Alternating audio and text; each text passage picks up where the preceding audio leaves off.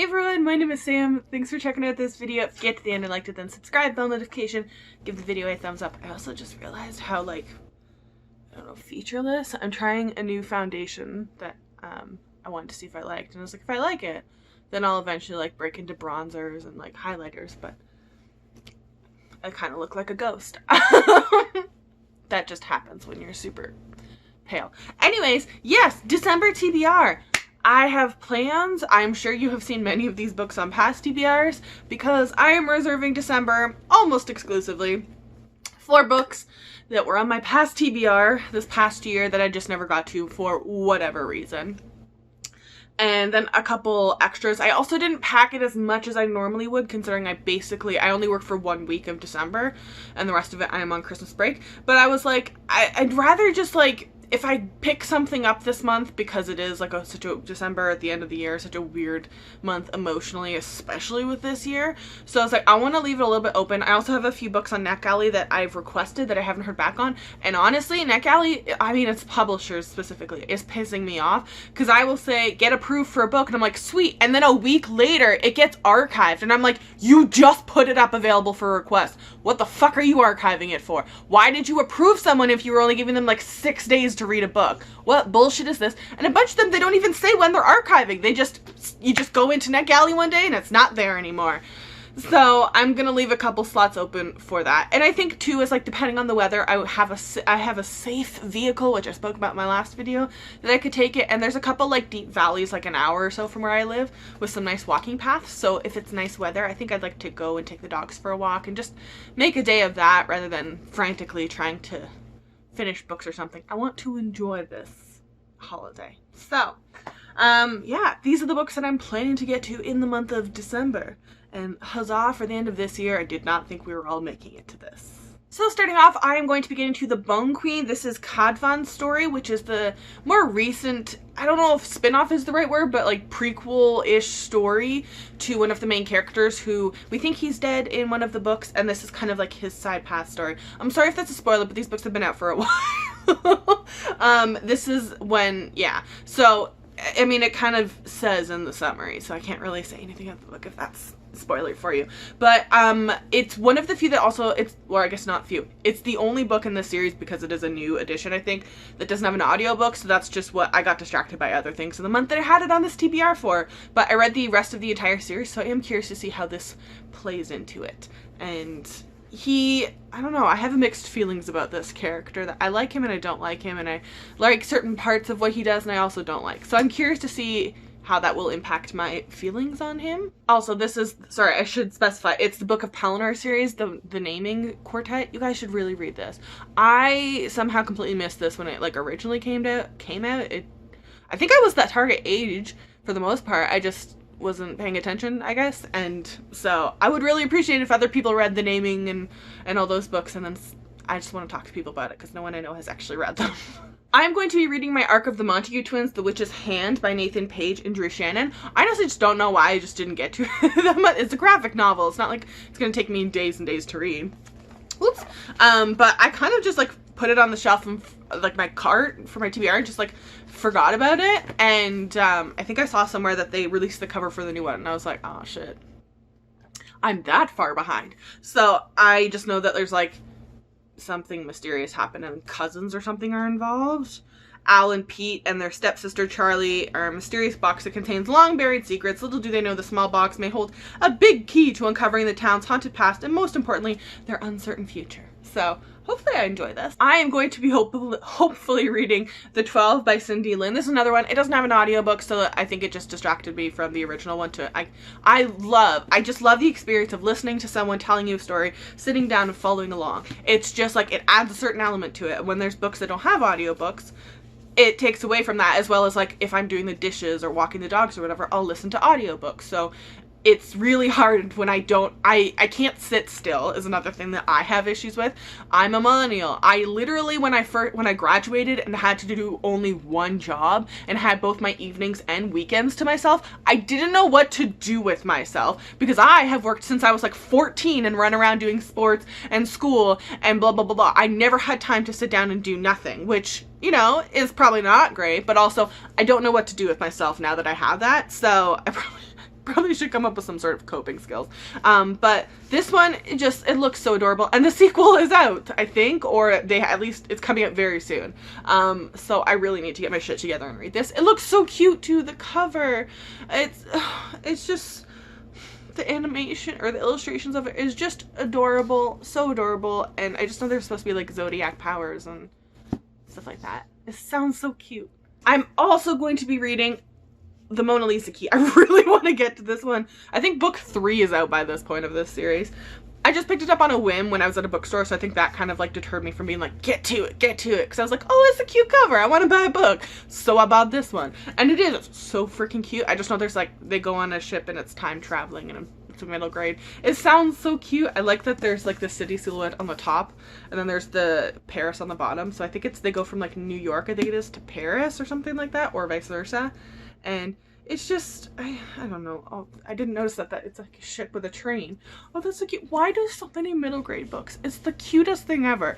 There's child sleuthing, and then there's magical train transportation. I love it. I love it so much. They're the weirdest things, but I love it. I hope to get to Heart of Thorns by Bridgerton. This is one that honestly, I, for a while, was like, oh, I'm gonna get to it. And then I was looking, and I was like, why is book 2 and 3 available in audiobook on Audible, but not book 1? The fuckers produced an audiobook for book 1 and didn't make it available to Canada. It's US only, I believe, but made books 2 and 3 available to us. I kind of out of spite don't want to read this book, but like I'm also just like, I've had this book for forever. I don't understand see, that's exactly why like when people are like, there's never a reason to pirate. Bish, yes, there is. Like, oh my God, who does that? What is the logic of that? What's even physical? I found out, I don't know who thought this was a good idea. I don't even understand the logic of it. Deanna Raybourne's like series got expanded from whatever 5 to 7 or whatever, but like for some reason they stopped publishing the UK versions of the book, like the UK covers, from the UK publisher of it after book 3, just because they didn't extend the contract of why. There's 7 books. Why would you start publishing the first 3 and not publish the whole series? Even originally the first contract was for 5. What sense that doesn't make any sense. Anyways, I just know this is a YA fantasy. I think it's supposed to be a feminist retelling of, is it Sleeping Beauty? I don't know. One of the traditional kind of Disney-esque things, I think. Could be totally wrong on that at this point. And honestly, I should just like decide if I'm going to read it or not, because the whole trilogy is that. And just seriously, fuck whoever thought that was a good, fuck you so much. It's such an asshole move. I told myself I was going to read this book this year, and if I didn't, I needed to unhaul it. So this is like my last ditch. I tried it one time. It's weird. It is Minty McGinnis though, so I was like, I know that sometimes I'm just not going to be in the mood to read her stuff, so I'm going to give it another shot. I know her stuff is polarizing, but I have seemed to, oh my God, my eye's leaking. I seem to just adore her stuff, so I want to give this one another shot. I just believe there's this, I remember I think I got like 10, no, it couldn't have been 10 pages. I think I got like 60-ish pages, or what page is chapter 10 on? Because that 10's sticking in my mind. Okay, yeah, no, probably it was chapter 10 because they're short chapters. So I got to chapter 10 and I was like, what the hell is happening? What is the, like, that's what I was like for this book. And the sequel is out, so I'm curious. I think it's like it was something to do with like fertility at first, and I was like, the hell? Like, someone goes into the sea or something like that. Kosho is born to be fed to the sea to prevent the kind of wave that destroys the kingdom of style. She can't be sacrificed until she produces an heir. Okay, that would be, yeah. But human touch repulses her except for the touch of Indri. Dara and Donal are the last of the Indri, a native race that with magic that's seductive, a force of nature, but dwindling since the Pietra slaughtered their people. Yeah, I can imagine this is a bit of a parallels to how the Europeans treated indigenous people. Yeah, I like her stuff, so I want to give it one more shot, you know what I mean? Also, I got so high-key manipulated because of TikTok. The things on my TikTok is like a mixture of K-pop, American politics, satire stuff, books, dogs, cooking, and coffee. And I have been so high-key manipulated by the TikTok algorithm that everyone who posts something about coffee has an espresso machine. And I have for the longest time wondered, who buys Nespressos? Because Keurigs are so popular. Not shady at Nespresso, just like, who buys them? Like, what's the difference? Like, what, you know, what is it? And then the espresso machine, like the basic, I think it's called Virtuo Next, was $100 for Black Friday. It was 50% off. And I was like, I don't have an at-home Keurig, so I bought one. And honestly, the fucking quality of the coffee from the pod is insane. So another book that is a very recent TBR that I just didn't get to was The Tombs by Deborah Schomburg. I just know it's supposed to be like kind of the City of Bones kind of type-esque honestly, it sounded like the City of Bones meets The Last Magician by Lisa Maxwell, so I'm curious about this. It just doesn't have an audiobook, so it's another victim of, I just have a hard time sitting down and doing nothing. And that's why it helps when I have the audio to like just distract my senses of like listening, and then I have the touch and like sitting. And even then I have the dogs constantly sitting on me. So I'm hopeful. I really want to get to this one. This is another one that I feel like if I don't read it this year, I just don't think I'm gonna get to it. So like I should probably unhaul it. And I just want to read it. Okay, I have honestly refused to read some of this author's content, basically because of how bad her covers are. But Bridgerton series is coming out, and my coworker who is new was talking to me about it because I was like, man, I saw the trailer. It looks really cool. I don't know how like similar to the books it is, but I haven't read them. But the series looks amazing. It looks like kind of Downtown Abbey meets Gossip Girl. I'm super excited when that drops on Christmas Day. That's all I'm watching. That's what I'm doing. I'm gonna binge the series and see how it goes. So she's like, oh my god, you have to read the books. It's my favorite series ever. So I was like, all right. Even the new like cover books, the new covers they put on to match like the series, like the TV or movie that they do, is very meh. I don't know how this woman has so many bad covers that just don't appeal to me as a millennial. But I've broken and I borrowed from the library The Duke and I by Julia Quinn. This is the first in the Bridgerton. I think it's a quartet. I'm not 100% sure. The series, the Netflix adaptation, it's what's the producer's name? It's the Shonda Rhimes, is that it? Or is that an actress? I think she did the How to Get Away with Murder, or what's that series that had Kerry Washington in it? Sorry, I didn't watch that one either. I've heard amazing things about it. I'm just not a big fan of like political dramas for the most part. It's not How to Get Away with Murder, is it? No, I don't think so. It's the one with Kerry Washington in it that finished, where she was like sleeping with the president, I think, while also being his like consultant, which I can imagine that's a great way to ensure you keep getting work. Oh my god, what's it called?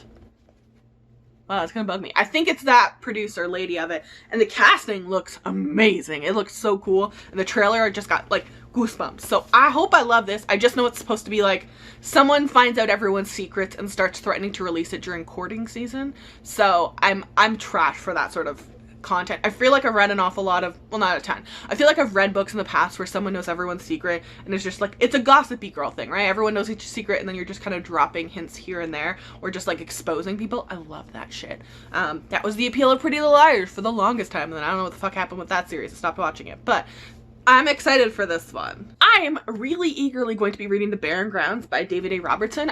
It's a short book. I, for some reason, thought it was a graphic novel when I bought it. I literally didn't even open it. I was just like, David Robertson's a Canadian Indigenous author. I want to support that. And some of the money goes towards low-income communities or something like that on the Indigo website. It's labeled as such.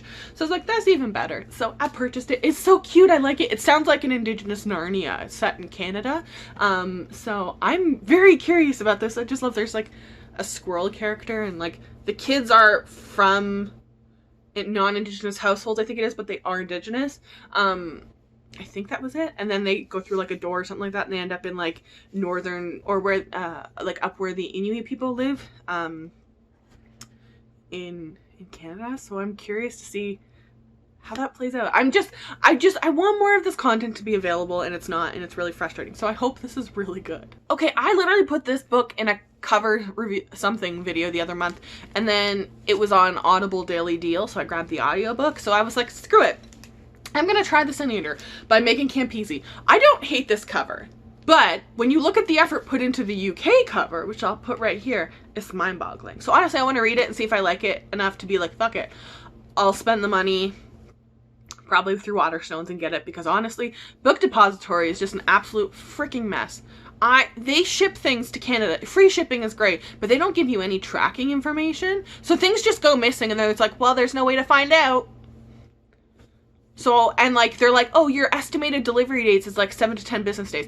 It has never, ever gotten here in 7 to 10 business days. And I was like, you guys should really update that information, because it seems like everyone's shit is getting lost, but you won't give us tracking. And they literally like just lost I bought the Finnish editions of Nevermore and Wondersmith.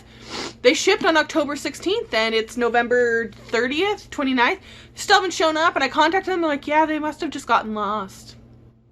We'll send you new copies. Like, okay, it's just gonna get clogged up in Christmas stuff now, and I'm just never ever gonna get it. So like, anyways, I'll probably go through Waterstones if I like this, buy the UK cover. But it sounds pretty interesting. I don't know anyone who's read it, so I'm going in completely blind. She'll suffer for their sins, but will she keep their secrets? The Sin Eater walks among us, unseen, unheard. Sin of our flesh become sins of hers. Following her to the grave, unseen, unheard, the Sin Eater walks among us. The Handmaid's Tale meets Alice in Wonderland. And I was like,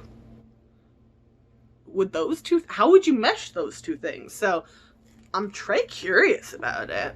I just saw this book on my library's Overdrive Libby account, and I thought it was the cutest little cover I've ever seen. So I requested a physical copy, and I'm going to listen along with the audiobook of The Secret Keeper by Trenton Lee Stewart. I think honestly okay, so I lived in Nova Scotia for about, it's probably about a year and a half. I was in first and second year grad school. I didn't stay there in the summers.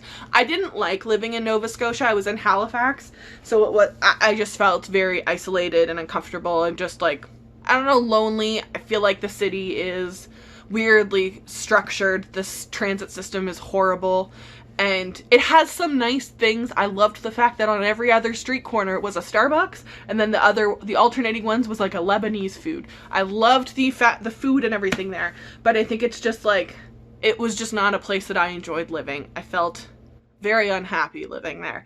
But for some reason I looked at this and I was like, oh, lighthouses, Nova Scotia, even though like that's just like the general East Coast is lighthouses. But I'm just so curious about this. We are doing a couple group reads this month in TBR and Beyond group. And the one that screamed to me was The Golden Compass. So that is the one I'm going to be reading. I am 28 and have never seen the Golden Compass movie or TV show or read the book. I don't know how I've managed to do it. And it wasn't even by like, I just didn't want to. I've just literally never interacted with the content for, I don't know, for whatever reason. I know everyone hated the movie. I know I looked at the movie and was like, I don't want to watch that. But the TV show looked very interesting. Plus it has Lin-Manuel Miranda in it. So I want to read the book and kind of go from there. And I'll probably watch the TV show, at least one episode this December, no matter what, to give it a try. But I'm just so curious about this. I genuinely haven't even read the summary of it. I don't really care at this point. I'm just like, am I a human being if I haven't read this by the time I die? Like, it's just everywhere, and I don't know how I didn't have to read it for some sort of like school class in undergrad or grad school, because I took children's literature course, and I just never ended up having to read The Golden Compass. So I'm going to finally give it a go.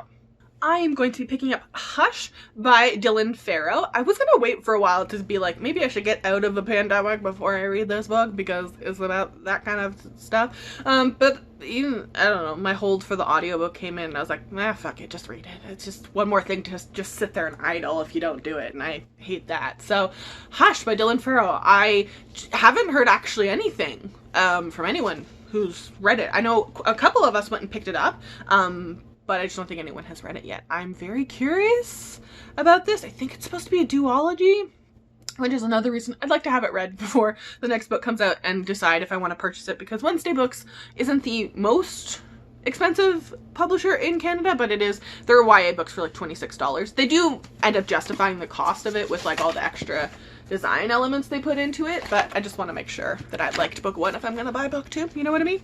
So this was recommended to me by the same coworker who recommended The Deaconite to me, because I mentioned that I liked the Veronica Speedwell books, and I think she then read those books and then, or she looked them up and then was like, oh, this might be a series that you like. So I'm going to try A Murder in Time by Julia McElwain. I've never heard of this book, though. Now that I saw the cover, I was like, that has definitely showed up somewhere on my Goodreads, like, hey, you read this, you might like, with this cover that I probably just didn't pay attention to, because I feel like there's a bunch of books that look like this cover.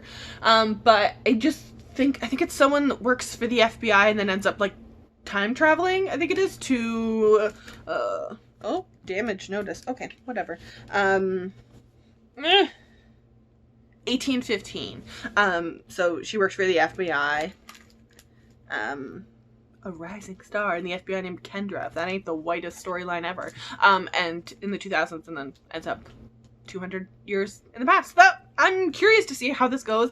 I hope I like it. And it's another one where they've put like the silhouette of the city on the top, and then that on the bottom. I think it's set in England. I'm not totally sure. And other than that, I just know that's supposed to be a mystery. That's it. So hopefully I like it. And apparently there's a damage notice item that I didn't see that when I got the book from the library. I feel like I've just been trying so hard to find books that are like in any way comparable to the Veronica Speedwell series, because like the series is not never ending, and like I've reread the books that I have so many times, and I just love that series so much, and I just wish there were more funny historical fictions with strong female characters. I'm also going to be reading The Blood Print by the author is I just put A as the first. How helpful of me. The last name's Khan, Khan. I saw these books, the UK editions, on my Twitter, and I was like, I want those. And then I looked on Goodreads, and the reviews are very, very mixed. Some people love it, and some people I've like one-starred it hard. Like, they read it, they just did not like it. And I was like, I can see in the reviews elements on the liking and the disliking that I can see in all these reviews. And I'm like, I don't know how I would feel about these books. The covers are beautiful. That's why I think I wanted to read this one as well as Sin Eater this month, because if I put an order in on Waterstones, I would probably order these ones as well. So I got the audiobook for book 1, The Blood Print. The US covers are just the most basic bitches. I don't understand who this book is actually the target audience for, because those covers scream adult male fantasy to me. And then the UK covers, I'll put those ones there, scream YA female fantasy to me. So I am freaking confused, in addition to the reviews being very mixed. So I think I need a better understanding of who the actual target audience is before deciding. But yeah, it sounds just like it sounds like a traditional YA fantasy, maybe more adult leaning, but I want to get a grasp of that genuinely bugs me. I'm like, who is your target audience? Because those are two different markets that are you're pitching to right there. So I hope I like it. So this book kind of like got floated at like a couple different places that I saw, and then it got put on the Times best top 100 fantasy books of all time list, and I was like, and then the author was in, I think it was the author of this in some webinar thing that I went to, and it's a novella, and I was like, no what, screw it, I want to try it. And I believe the author is also transgender as well too, so I was like, all right, I'm going to try The Black Tides of Heaven by I'm not sure how to pronounce the first Yang. Sorry, that's probably totally wrong, I'm sorry. I think there's 4, and it's a novella series. I've just heard nothing but pure praise for this series, and a lot of like, it is exactly how long it needs to be. Each book is exactly what it needs to be, and that the rep is very good, and wait, it says 2 novellas, twin novels. I can't read it, they put the stupid sticker on it. Damn it, why do you guys do that? Either way, I have access to all the books in this series, however long it is, the audiobooks through my library. So I borrowed book 1. There was 1 copy in all of the Alberta systems that I could find. I don't know why, so few, but I grabbed it, and hopefully I like it. And it's a pretty short book, so I can read this in one night easily. One of the last few prompts I have on my TBR reading challenge for this year is to read a book with the lowest Goodreads rating on your kind of TBR, and I think it's The King's Questioner. It's like 3.12. I was curious about this, and it just had bombed in the ratings. It is also from Swoon Reads though, so I feel like some people don't pay attention to. Swoon Reads has a very specific type of content. I feel like a lot of their books fit into this very obvious structure, and I think if you go into it expecting this, like, I don't want this to sound shady, but this like high quality literature that like is gonna make the Times top 100 fantasy novels, that's not what this is. That's not what this is. So I'm going in not expecting it to be that. It also got sent to me for free through the publisher when I originally asked for an ARC, so I'm like, I kind of feel like I have to read it. Kaelin is a mental picklock, able to access the person's memories and secrets by touch. His skills make him the perfect questioner to the king, and he spends his days interrogating prisoners to the crown. But when Kaelin's estranged childhood friend, Prince Cyrus, I think, falls into sudden coma, the king begs Kaelin to intervene. By accessing his mind, Kaelin saves his life and uncovering a terrifying secret. The prince had a sister banished long ago, and she is the key to the destruction or the survival of the kingdom. And I'm just anticipating a lot of like falls into the structure, but honestly at the end of this year, I want books that I know what's going to happen. Another one of the last few prompts on the TBR challenge I have was to read, I think is a book in verse or a book something else, and is the TBR challenge, we give you a choice between prompts, so they're like kind of polar opposites competing, and I pick a book to read that's in verse, and so I have been holding on to Under the Broken Sky by Mariko Nagai since I got it a couple months ago now, and I'm so curious about this one. I've heard no one I know has read this. 12-year-old Natsu and her family live in a quiet farm in Manchuria near the border of the Soviet Union, but the life they've known begins to unravel when her father is conscripted by the Japanese army, and Natsuo and her sister Asa are left orphaned and destitute. In a desperate move to keep her sister alive, Natsuo sells Asa to the Russian couple. Following the 1945 Soviet occupation, the journey to redemption for Natsuo's broken family is rife with struggles. I have a special place in my heart for written in verse historical fictions. So I just feel like they hit different with so few words, and it just hurts. White Rose made me cry, so hopefully this holds up. And I feel like Japan and Soviet Union, that's not I don't think that many books that I've read have kind of focused on that. I've read, what was the book, something, I read it I think earlier last year, about this Jewish girl whose family ended up in Shanghai during the World War II. And so it's just these areas that when we talk about World War II, we focus so much on England and France and Germany that we don't talk about all the impact in all these other countries. Even when I think about the Scandinavian countries, I've maybe read 1 or 2 books with that setting. So we focus so heavily on those countries when the war happened everywhere, and especially with Asia and Eurasia with Japan and everything that happened after World War II and then after, especially with South Korea, North Korea and all this stuff. I find it fascinating, and we just don't read a ton about that stuff. So I have very high hopes for this one. I have been waiting to read this book all year. I've reserved it for December, specifically the 3rd book in the Winter House series. I don't have a physical copy of the 3rd book yet. It is on Book Outlet, but I was like, I'm not spending like $7-10 shipping on one book until like I have enough of a cart to justify it. I just want this book so bad. I have just devoured book 1 and 2, The Mysterious Hotel. I love it so much. I have book 1 and 2, the physical copies of them right there. And they're just amazing, and I want to wrap up this series. And I have wrapped up so many series this year. Oh my god. Maybe that's a video I'll do. I am also so excited to read Dark Archives by Megan Rose Bloom, something like that. I'm so sorry, I can't remember the author's name. The physical copy of this book is like $35, so it's very expensive. However, it is on Scribd, the audiobook, so I am going to read the audiobook and decide if I want to pick up a physical copy. It is just like pure professional nonfiction interest. I don't know that there are many people that this would be interesting to, but just like the concept of like physical books. And I did a class in grad school on the history of the book, and when I originally signed up for it, I was like, this is gonna be the most boring class ever, but nothing else fits in my schedule. Honestly, it was the most interesting, fascinating class I've ever had. I found it so randomly interesting, and like, I don't know that it's really ever done anything in my professional career, but it's just really interesting information that I now have in my brain. And the last book, they released the cover for book 2 of this, and I was honestly like, I need to decide if I like these books because the covers are beautiful. So I got Scapegracers book 1 through the library. Book 2 is like a white silver background, and then it has like a holographic, I guess, those colors with more green and blue hues. It's like a tree or something like that. It's so simple but so pretty, and I saw this and I was like, it's so pretty in person too. So I'm going to read this month and then decide if I want to buy it and then pre-order book 2 probably, because honestly,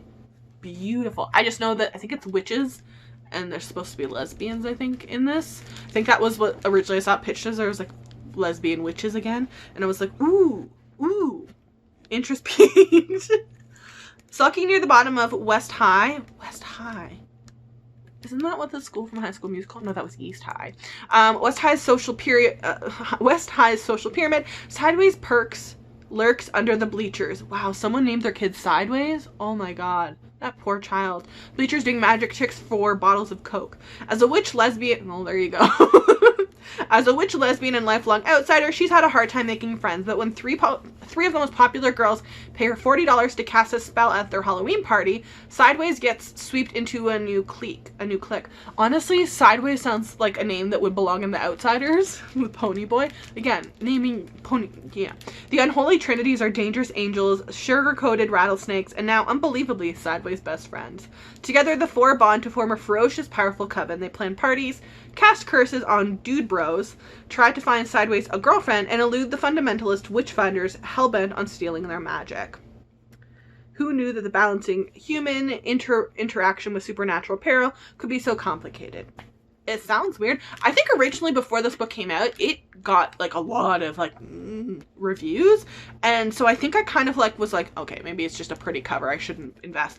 And then when I saw the book 2 cover, I was like, oh, I wonder what happened with book 1, and then it has like 4 stars now, and I was like, okay, maybe I'm like mixing up what happened in my brain with some reviews or something. I don't know, but it seems to have some pretty decent reviews now, so I'm going to give it a go and see how I like it. I know that seems like a lot of books to read in 1 month for some people, but if you know me, I have no life.